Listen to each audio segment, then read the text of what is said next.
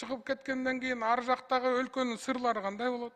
Кибер коопсуздук боюнча бериле турганы мага жагып атат. Себеби азыркы убакта мына көчөкү пакистандык хакерлердин айынан менин да маалыматтарым чыгып кетти. Эми албетте менин жашыра турган эч нерсем жок. Өкмөттө жүрөт, депутаттар жүрөт, анын ичинен мен да жүрөм. Эми бул Алмазбек Акмжанович, эми кандай кылабыз буларды? Мына ушуну өкмөт улуттук коопсуздук кызматы иштеш керек да. Биздин министерство цифровизация ба санарип министрлиги бар, алар эмне кылып атышат? Эми өлкөнүн коопсуздугунда ушундай маалыматтар чыга береби? Коргонуу үчүн кандайдыр бир чараларды көрүш керек да.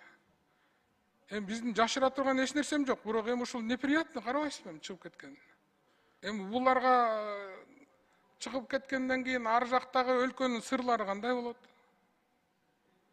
Эми ушуну Алмазбек Акмжанович сиз өзүңүз көзөмөлгө алып